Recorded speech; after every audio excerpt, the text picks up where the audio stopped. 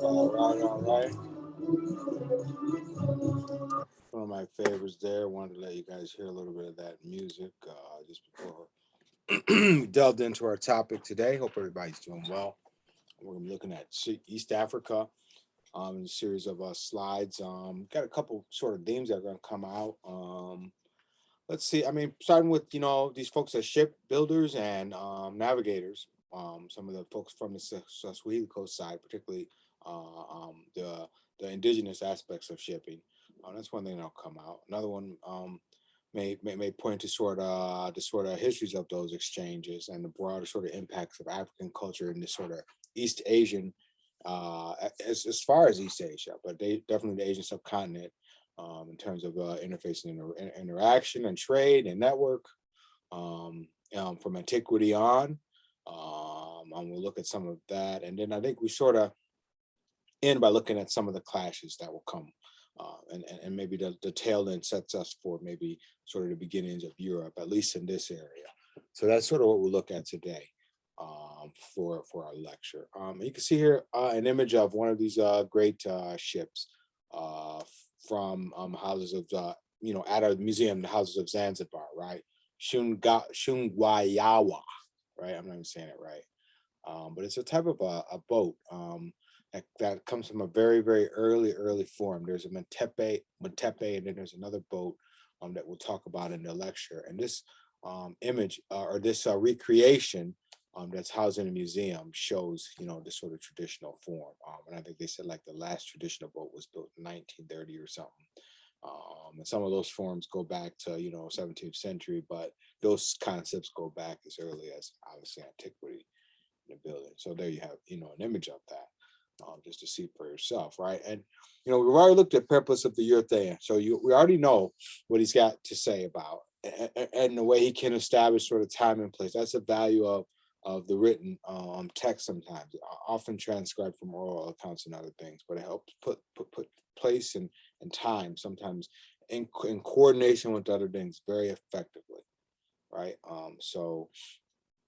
And that's one account that we've looked at already.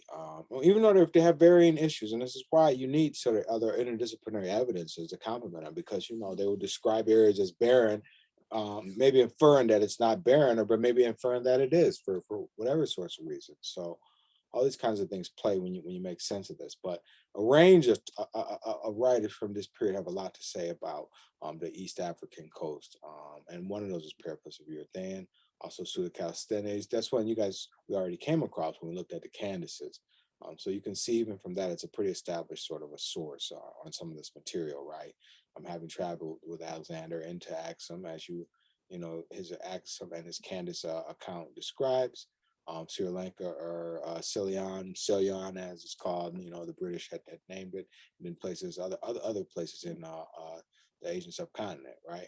Another writer, and that's the one, Comisindo Plitas, that we talked about, who we kind of said, his account's a little strange there, because he calls it barren, but you're like, well, it's not really barren, right?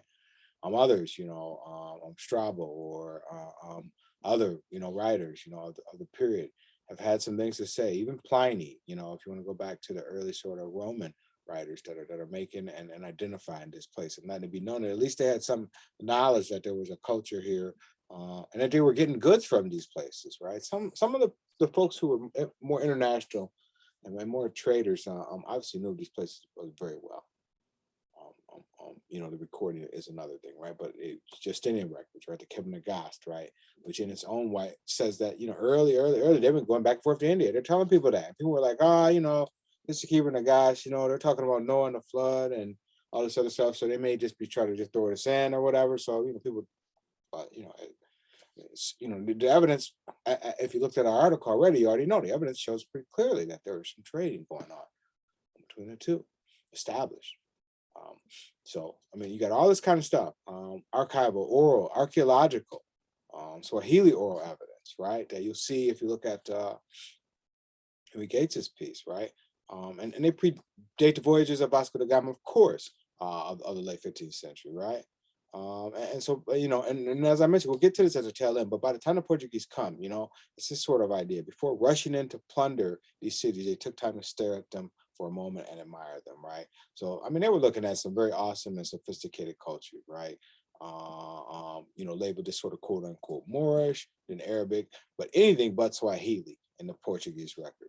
And that's where some of our flaw is, where we have to look critically at our early sort of, not so much so critically, I have some issues with our early writers and maybe sort of the sort of slant or whatever they might have. But it's the carry on stuff that we talked about in the early phases of this sort of quote unquote science of Africa. We looked at the sort of carryovers of this, and where people sort of, especially in the early modern era, in the context of some of the philosophical traditions that we hold in such high regard today. They're perpetuating sort of pretty problematic things about other people, particularly Africans. Africans are at the bottom in most of those cases. So this is why you can see where you have to be very careful on how you balance and make sense about this, right? But one thing is for certain is that all the sources chime in from different places that, there's something spectacular about this network of cities from Massawa way up there near Egypt to Great Zimbabwe in the south, right? As a network of trading, right? That was really quite dynamic, right? And as far as these guys being, seafarers, right? We know that they're, the sort of cultures show us that, right? The flora and fauna obviously show us that, this kind of thing, right? And so, yeah, they could follow those sort of ways to get to move around and become mobile. And just like others, this is the same thing the Portuguese did too. When they got around Africa, they were not flying all the way around. This is why people had all these misconceptions about the Atlantic or the circumambulary, as other people call it, right? They're coming, down. They stay pretty close to the coast, and if they saw something or something that looked like people or a way they could get in, sometimes there wasn't really good harbors for them. They get off on smaller boats and get in there and go sort of try to check things out, and try to make, or the peoples themselves would invite them on their boats, as some of our chroniclers show, right? But they're traveling that and they're grabbing on to the winds caused by the monsoon in the case of the East Asia, or I'm sorry, I keep saying East Asia, Indian Ocean, and sort of Red Sea trade network, right? But Diodorus Siculus, right, in the 1st century, writes about this sort of Yambalus, right? This Greek or Nabatean merchant, right? And we start unpacking what all these terms mean and who these people are, right? Goes to Arabia, right, to the country of spices, right? And during this part, he was captured by European pirates, right, who lived north of Somalia, right? So that there we are with this sort of Ethiopian misnomer that can stick out pretty clearly in some things. But there are other things though too we can pay attention to here. One of those is that if these people were bad enough to be on the sea in a pirate boat or whatever pirate vessel, that means they had some sort of knowledge of maybe of the seas, perhaps, right? And then and that's just sort of maybe saying, okay, here are Greeks verifying something that might have been going on even earlier, sure, right? And so everybody, had this sort of way and understanding of getting close to the coast and moving on the coastline to travel to different lands, right? And not getting too far from it. Because some, I mean, you think about the Greeks and maybe that's a different sort of thing because of the sort of distance between the islands, which maybe encourage maybe sort of long range sorts of distances and travel and traversing of the ocean, this kind of thing. There are ways to sort of consider how and why and people grapple with or take to a different technology or not, you know but all folks have the capacity, as this evidence shows, when living there to see, to figure out how to navigate the thing, right? And so certainly we have evidence that the Somalians, at least as early as the first and second centuries, that before the Common Era, might have been crossing, or certainly were crossing the Indian Ocean. It just wasn't something that they did all the time, from what the Greek accounts say, right? So, the Somali oral evidence, I mean, that might be where we would have to sort of get to really get to the scholars there to start to unpack us into that, right? Even in unraveling past maybe some of the more Muslim or Arabic interpretations of all this too. You'd have to sort of unpack all that, get to some of these evidence, I think, as well as early languages and stuff too. But you could get to some sort of critical things about these seafaring people, right? And the fact that, again, you have evidence of these sort of Axumites, who they're calling Ethiopians, right? Going to India, and then this kind of thing is suggestive, right? Pseudo-Calisthenes can show this, right? And can show that by the 5th and 6th century, this is going on. So we have evidence of it. I mean, this is what this shows us, right? We have people who can be ancient seafarers. We have people who know how to traverse the sea in an effective enough way to move around to trade and build pretty successful trading systems, right? What would be called the fleet of Andalusia, you'll hear about, right? Just shows us, man, people were pretty serious, right? Groups of merchants. That's like a trading house kind of a thing. But they're all engaged. It's not just folks coming from quote unquote Ethiopia or the Swahili Coast region people, but people from Persia, people from Axum. So you can see how Ethiopia as a misnomer can distort who the Somalis are, right? Or can confuse us about who might be right there around modern day Kenya. Mombasa is and these are the Swahili folks, or Zanzibar. So pretty heavy, powerful trading peoples and folks here, right? It was known that people went to the markets right there. You can see where Ceylon or Sri Lanka is today, right? And they knew of those ships, and they were expected and anticipated the trade that would come with them with the monsoon winds, right? And you can see how those things would work in those seasons when they would go, right? Ships are not greased with pitch or anything else. The boards are not knocked together by iron nails, but tied by ropes. Now imagine the sort of idea of using the ropes to hold something to be airtight. Some of you are like, well, I want to get on that ship. It's very interesting, right? That they're able to have the capacity to be successful sailors in this route, right? Navigators in this route, right? And you have evidences of Africans in this region, right? Just doing some very, very interesting kinds of things, right? They visit India as captive labor, but certainly as free people, as you can see this prior evidence tells us, right? Merchants and ambassadors from the East African states, from the various sides of the Swahili coast, are coming. Of course they are. They bring in real potential goods and resources in their hands, right? And they became known as the Habashi, in India, right? And for some degree, this may be another sort of stereotypical sort of label, Ethiopian. Well, it is, because we can already see that there's some distinct Swahili cultures that are emerging, and Bantu sort of cultures that are emerging with coastal folks and outside folks to some degree. But in many ways, though, the genesis of those cultures are Swahili cultures, right? Of distinct nature. And so, and then the Axumite folks, as you go further up, or the other cultures, the Somalis and others, I mean, you see there's a range of difference there. So these classifiers, they don't work. They don't even apply, right? And then you had these Sadis who were, these sort of early sort of Muslim converts, right? Who are also known to be pretty important along the seas in terms of navigation, right? They were the ones that the quote unquote guarantors of safety on the ocean. Now that's Ibn Battuta, and you see, you know, what maybe he has to say about peoples. If you think about his account of Mali, you know, you can say, okay, well, yeah, you know, this kind of thing, right?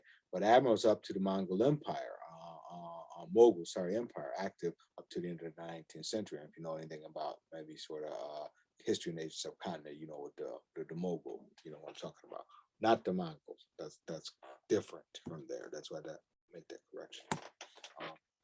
You know, East Africa, hey, it's pretty interesting what's going on there. And just in some we have to come back to Nubia for a moment, right? Makura, right, along the Swahili coast again, a player here, way up, you know, still, but involved in and sort of instrumental and influential in this network, right? Uh, um, and again, here we talk about something that is modified in so many kinds of ways, right? You know, coming from the early ways in which it helps to fix and organize and feature in aspects of Egyptian cosmology, you know, to exposures to Christianity, and by the way, you have several millennia of those changes vis-a-vis its relation to Egypt and then its own sort of identity, those other kinds of things. Then bring in Christianity, then bring in Islam, and then the tension sort of between the two, but ultimately Islam, coexistence, but some tension there. Um, but that Christian civilization from the 5th to the 12th century, and then Muslim after the 12th century, right? And then again, in Abyssinia, that's a feudal state. When we looked at East Africa prior, you got some sort of notions of that. We saw the discussions of the glory of kings and other things, right? And anointed kings surrounded by officials, a court of priests and officials who owed tribute and fealty, and army commanders who were drawn from these ruling families. I mean, that sounds, dead on, like the medieval systems that we already sort of talked about in class, previously, right? So that kind of thing. But an interesting bit of evidence that sort of reinforces something that says something about the nature of the cultures that are in this region. Aksumite that will become Abyssinia, and the transitions between, indigenous culture and belief systems, King Azan, I think that kind of thing, and the beginnings of, Judaism and Christianity and those kinds of things, and the way that they're coming into contact with belief systems from that region, the Levant generally, right? How that plays into this place, but in that space, right there, really King Azana time, just a little bit, maybe, right around that space there. We'll nail it down when we talk about this in the article, right? There's a monastery, Dabra Domo, right? It's a well-known monastery. And for our prior sort of looks at Ethiopia, we paid attention to this already because it has some importance to it. And maybe we can draw out some of that history when we have a moment in class. But one monastery resident, shall we say, had 104 Kushana gold coins hidden away that someone found in 1940, right? And the box had Aksumite style, markings, what have you, on the box, but also the fact that he had these Kushana gold coins that they had to come from India. So the argument is that he maybe sold his gold. He sold whatever resources he had in Ethiopia, which could have been frankincense, it could be anything, and got enough to come back with 100 Kushana gold coins. That's big chunks of gold there, right? And that shows he must have been a trader, right? And again, like the Gloria Kings, the 15th, 14th century medieval accounts of sea voyages, right? A mix of legend and history, right? Most people said almost entirely legend and propose it to be fact. But we see now that there's pretty good evidence of this, especially those Kushana gold coins said, yeah, there had to be some network. Because, back and forth with that. You have to just think about what that could mean and what that had to mean, right? And the Makeda of Ethiopia, right, had servants and merchants. They traded for her at sea and on land in the Indies and in the Aswan, the Kebra Nagas. Makeda, I know that name already rings a bell, right? Remember, that's another sort of etymology connected back to our Kandaki or Candaces, right? And the role that they may have played in some of these places during this era as well. So you have them also in the space, right? As traders, traded for her at sea and on land in the Indies and the Aswan. So there you have it, So again, real evidences of some networks that must have been well established for folks to trade. Um, and if we talk about East Africa and Ethiopia during the period, very very interesting time. Especially that 14th century medieval period, right? We just look at that to some degree.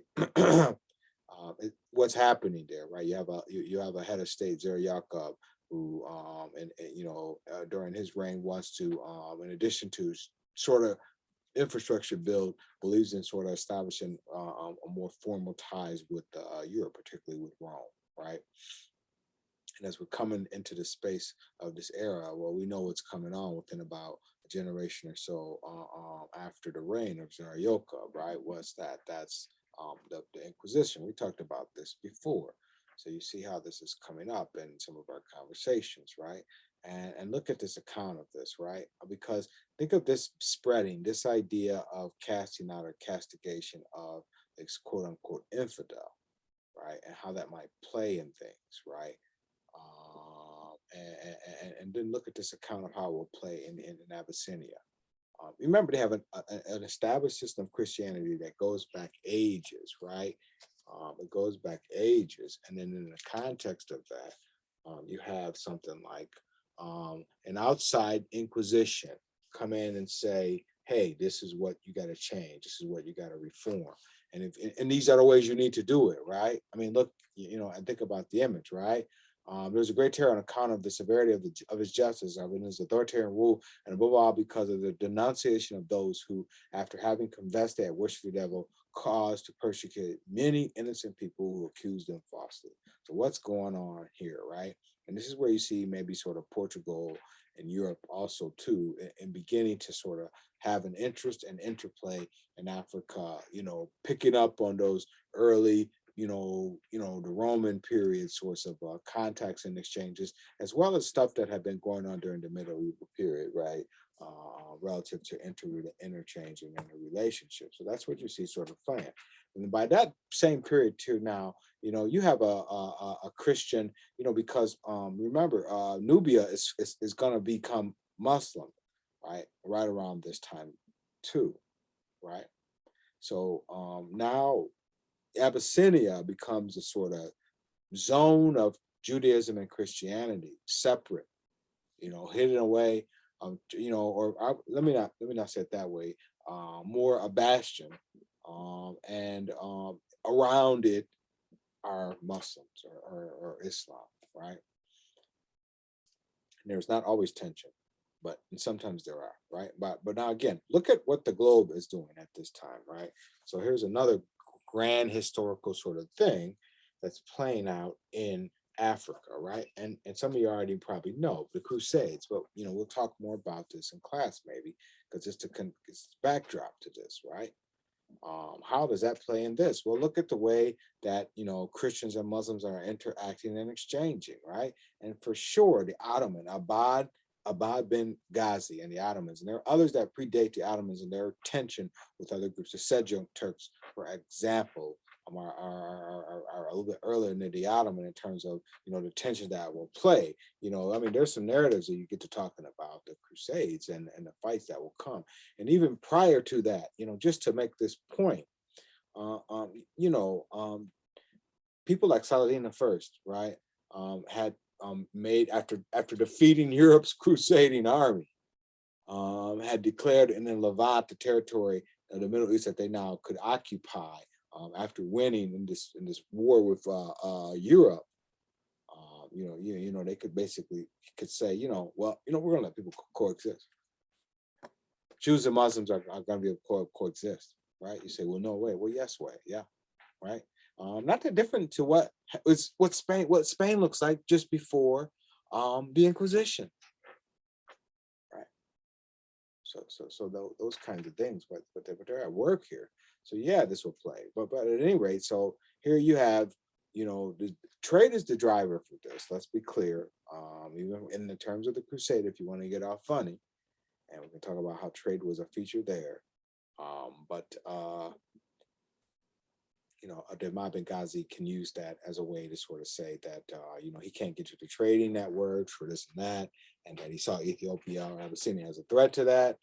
And so the result is that for a period there in the first part of the 16th century, right, it was raids and counter raids, right, taking the people, coming to the villages, raiding the innocent, this type of a thing, right?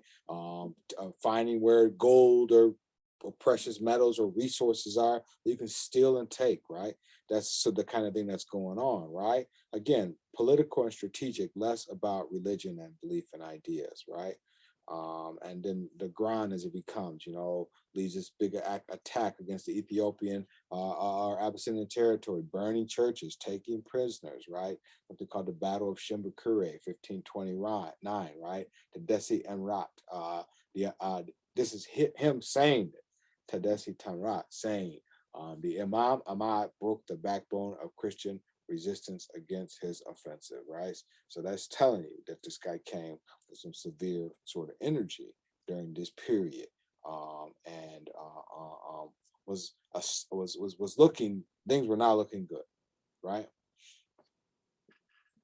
And it does go back to maybe some of the decisions of the earlier kings that they might have had in terms of opening the door for relations. I think now about Zer Yaakov and others might have had those impressions in terms of trade networks. And I mean, it's a dangerous thing, but it's not a dangerous thing. These have been think of the Swahili Coast as a trade network for all this time anyway, right? Maybe I'm specifying out Ethiopia or the quote unquote Abyssinia again in this space just to, because it does have this sort of history of this sort of exchange. But we'll see it in other Swahili Coast places too. But these themes play out in the way the subsequent groups will interact in the Swahili Coast. Maybe that's another reason too why we want to sort of spend some time understanding what's happening with Abyssinia, or the kings of the kings of Kebra kings, right? So here now we get to Galadeus, right? Who, in some of our films and other things, we'll see some discussion of him, right? Who ultimately has to call in the Portuguese, right? To get the Grand defeated, to save himself, right? And in those moments of maybe sort of a king having to do what he can to save his empire, also to internal changes as well, because the sort of Gala or quote unquote Cushitic folks, remember them? Remember, these are people who have been Christian, who have been converted into Muslim, right? And maybe some who had not converted at all as well, right? Seek to dominate Ethiopia, right? And so here you see some changes that are going on there internally as well, right? That's going to be the sort of what some scholars have called a sharing of Ethiopia. Again, with the strangeness of the phrase there. So in decades to come, you'll see aspects of the Inquisition play out, and you say, well, wow, if the Inquisition starts, early, and it's not really up and running. You say, well, here we are, almost a century or so later, and we're talking in 1625 about a Roman Catholic imposition of Rome, or just the ongoing sort of forced nature of this, right? Are the tensions of the Inquisition relative to people and their various practices of what is considered the best practice of Christianity, is that tension still playing out in 1625? Well, of course it is, right? But at any rate, I mean, maybe I set all that up to sort of say how the results of this sort of relationship changes within the internal aspect of Abyssinia, but also to these external sorts of pushes by the Catholicism now, right? They're changing the nature of practice there. And a really great book, a famous set of book, Eric Gibbon's Decline and Fall of the Roman Empire, describes this, right? This process. He says, it's a new baptism ordination, so inflicted on the natives. And they trembled with horror when the most holy dead were torn from their graves, and the most illustrious of the living were excommunicated by a foreign priest. In defense of their religion and their liberty, they tried, the Abyssinians rose in arms with desperate but unsuccessful zeal. 5 rebellions were extinguished in the blood of the insurgents. Neither merit nor rank nor sex could save them from an ignominious death. The enemies of Rome. And that's his book, Edward Gibbon's Decline and Fall of the Roman Empire, right? But again, people couldn't accept that their Christian beliefs, which date to the time of Christ, right, their beginnings, right, could be called a blaspheming form, right? I don't think they could accept that, you know. Um, and so the result of that is what you saw, what you see, you know, what you see there is continued resistance, right? And ultimately, the Jesuit priests get kicked out, right? And this time, Edward Gibbons records from his reading of the primary texts. Hear ye. We first gave you this faith, believing that it was good, meaning the Christian, or I'm sorry, the leaders, the heads of Abyssinia, the kings. But innumerable people have been slain. For this reason, we restore to you the faith of your forefathers. Let the former clergy return to their choices churches, and do ye rejoice. You know, so you got a very interesting sort of history here, right? But some of the legacy of it will play out, as you can see there, in some things like central authority, religious identity, right? And new kinds of questions around farming and commerce, right? And what some would call quote unquote isolation. But I think too, is the sort of changes with internally that bring about maybe the Agal, new people, the other folks, the Cushitic or Gallic folks, and others who start to fuse in terms of culture and tradition, right? And then what will come from that, right? You know, and that sort of thing sort of counters this idea that maybe you know, Abyssinia goes into a decline during this period, right? So this kind of thing, you know, is worth talking about. And so, you know, it's interesting because you kind of get to where the Portuguese are starting to play, right? Some of their the facets of their exploration are starting to have show a toehold during this period, right? Yeah, you're talking about people who certainly, I mean, again, I was talking about the Greeks there early, but you could definitely use the example of the Portuguese and other people there who are coastal folks who are just the idea of moving around. I mean the Vikings, geez, I mean, you know, come on. I mean, the idea of becoming mobile and leaving home and going out in search and being on vessels that can maintain and sustain for a long period on the ocean. You know, there's a certain mentality that sort of emerges around that, right? And certainly the Portuguese, you know, are not that dissimilar to the folks around the East Asia, or I'm sorry, East Africa region. That's why Healy Coast, who want to make that sort of exploration, and have that design the ships that we talked about. You know, um, one of the things also too that's motivating Portuguese is, yes, gold, as you can imagine. And when you start hearing that there's gold in East Africa and that the Swahili coast states have all this gold, and when we look at this in class more and deal with some of the indigenous aspects of this, you'll sort of see how this connects. You know, they just go crazy for this gold.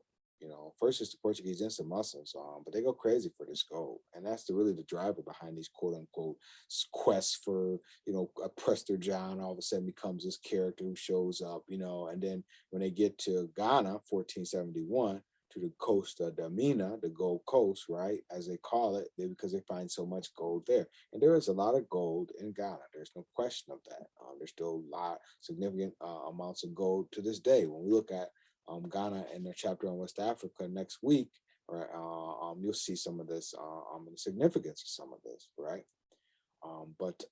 So that's what's driving folks, right, to come out and do this. But on the East Africa, Swahili Coast side, Prester John is believed to be the sort of quote unquote king who's residing there. I mean, you can look at our account of that, right, Avila's account. We can sort of review that. We'll talk about that in class. I'm sorry, it might be Alvarez's account of this, and we'll look at it in class and maybe sort of unpack it some too. But he's talking about a Prester John. When they get to Abyssinia and see the baptismal process there in action, they think they found Prester John. You know, that's what they start saying. But really, it's not Prester John. Prester John is another one of these makeup things. Prester John is like Ethiopia, or dare I say, like Ham's curse, because it's just one of those things that it's just it fits any little thing. Anytime you want to put somebody somewhere, you can put him there. But Prester John, he moved all over the world. You know, for a while, for a second, I think they said Prester John was in Asia somewhere, and with the Kublai Khan, if I'm not mistaken, right? So Prester John got, you know, moved around, you know, according to legend, right? But there's no real person there exists as who they thought this person was to be, right? We'll look at him some more, the idea of this, right? You can see that image there, right? and then how they started to begin to identify him with Abyssinia, as you can see there as well in the image, right? But the Portuguese are doing the same kind of thing, right? They coming on the west side. They're coming across like Mina, right? Ghana. They keep going further south. They're staying close to that coast. They're not going out too far out. They're just looking for good harbors most of the time, And they come across the Congo River and they see the Congo like spewing out like that yellow, you know, gush of that goldish color. I forget. There's an author who describes that in just a great account, because the river itself is just like blow. You just like, what is the heck is all this? We're all the way out here in the ocean, and all I can see is this blast of yellow, water. What is this from the mud or whatever? Kicking all the way this far out in the ocean, and you look and it's the Congo. I mean, it's just the power of the river in that way. So, and then they came there, but these are the places they gradually began to discover as they made their way on the west side. And this was the west side, in terms of their accounting of this. Because the east, in antiquity, they already had a well-established knowledge of these places. They're in Islam, very, very much the same, right? And the Muslims saw the same ideas and had the same intentions in many cases as the Portuguese did, right? They wanted to use religion as sort of the guide point to justify their incursions into these places, right? They would attack these Swahili states like Mombasa and Pate, who we'll learn about. We'll look more at it as we look closely at the Swahili coast itself. They'll attack these places, right? And try to force their rule there, put their own heads of state in power, right? And say that, essentially they can control all the gold trade, right? They'll come and burn the cities out. This is what the Portuguese would do. And then try to steal whatever gold they could get, and then try to hold people hostage, just say, tell us where the gold is. And sometimes, they're going to get some gold from these people, and you got big ships and strong, and you surprise people, you come in, you can be successful there doing that. But the locals, in most instances, for most accounts, they just stopped. They wouldn't tell where the gold was. They could never find out. And it's true. The Portuguese always wanted to find this. The way that maybe they would ultimately find it in places like Minas Gerais, Brazil, the silver, or other places, gold and reserves, and even other people did. This was their way to get into these places. They find the gold. They were looking for the gold all the time. But sometimes, the local people, at least in Africa, up until the 19th century and the real toeholds of colonialism, these people could, they would just, where's the gold? I don't know. Bye. And then, didn't know how all these things that could kind of keep you from the interior, like malaria and other diseases, just the thickness of the vegetation and going to a new place, not to mention the locals who probably maybe didn't want you there. So I said, we've been attacking them, right? So this was a tension that they could face, right? And the Omani were one of those groups who could exert this sort of control for Muscat, right? You see where that is sort of located there on the map, right? It could hurt these places, as you can see. It would have a detrimental impact in the later centuries of the Swahili coast.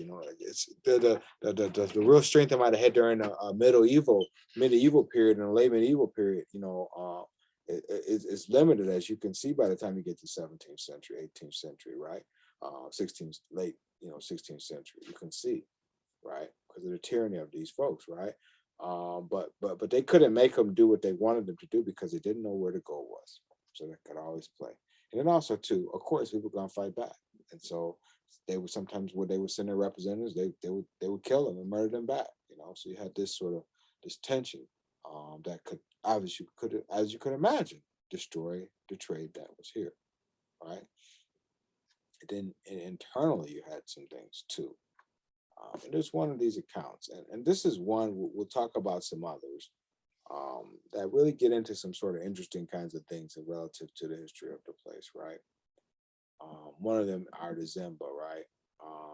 And they've been sort of affiliated to the Moravi kingdom, the Lundu in modern day Mozambique, right?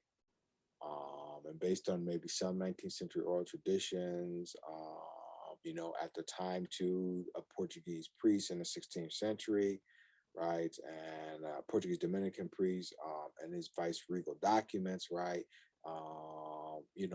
accounted late 16th century diaspora of warrior and cannibal peoples, right? Was this real or a figment of Portuguese imagination, right? Now you have a Mozambique or Mazemba Kafir, most ambitious, decided to sally out of his country with an armed force and destroy, rob, and eat every living thing, right? Think of that. So here, that's what you're saying, right? And they attacked these East African Swahili coast states that were these splendid, beautiful states, right? Of course, They stormed Kilwa and slaughtered the inhabitants before moving on and began to appear like a storm cloud before Mombasa. Right at the moment that they saw the Portuguese setting up, getting ready to set up shop in 1587, right? And when they saw the Portuguese do what they did, the Portuguese said, well, at first, well, actually they come and they're like, end up saying, can we work? Let's do it together. And the Portuguese at first are reluctant, and ultimately they allowed them to do this, according to these accounts, right?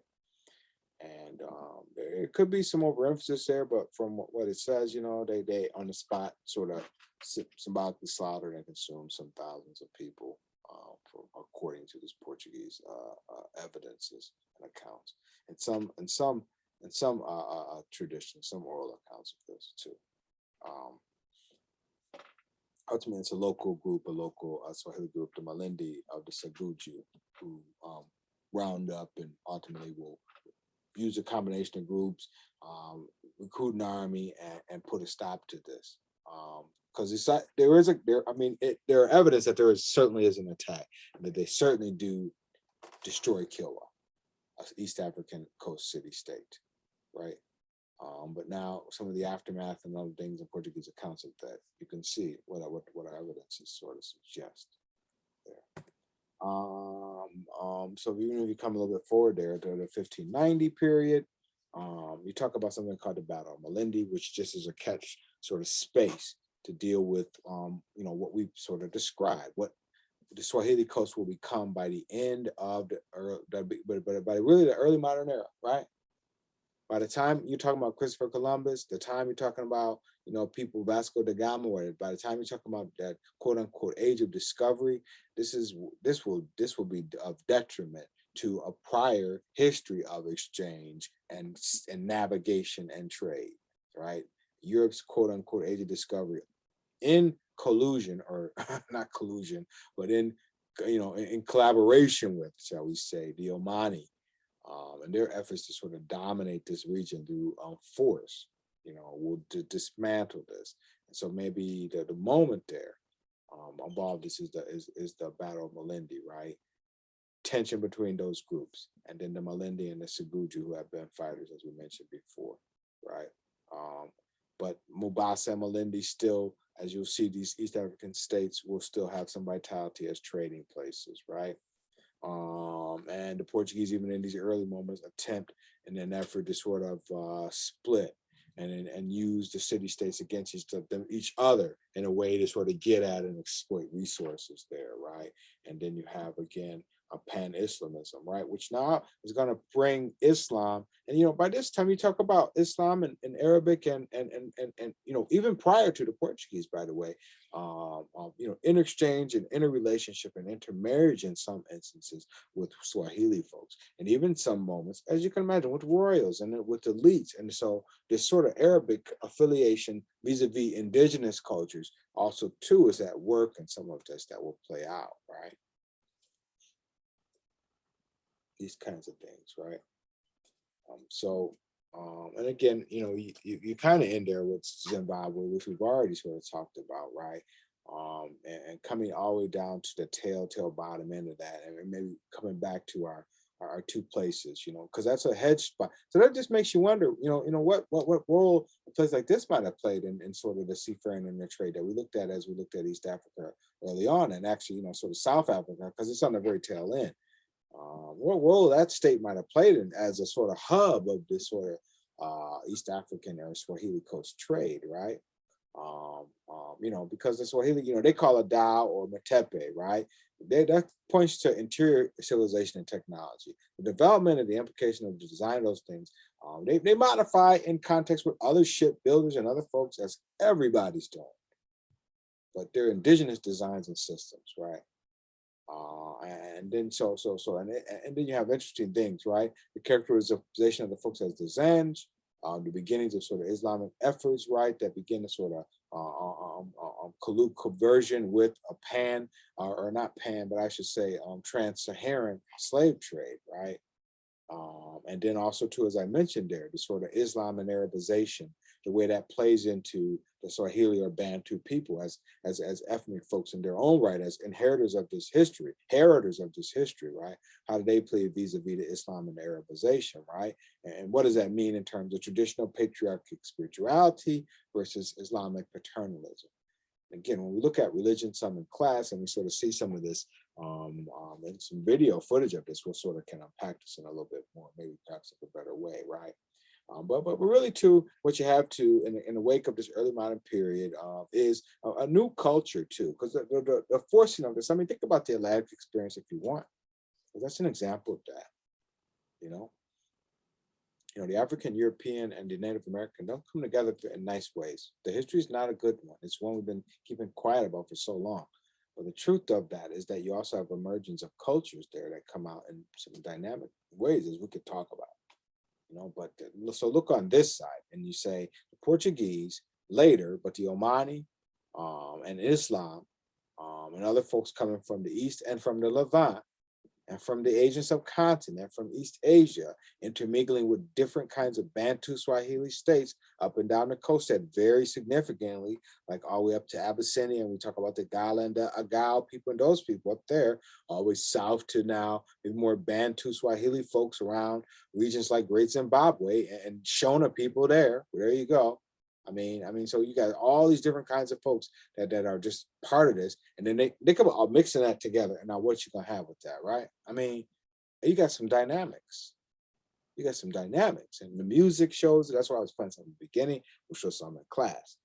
But architecture, language, and culture articulate this sort of emerging international ethnic identity that's starting to take shape by the 13th century, right? I mean, these are examples of this. Why are we reading about Tingshi's traversing of in exchange with as an East Asian from East Asia in this region with the Swahili coast, right?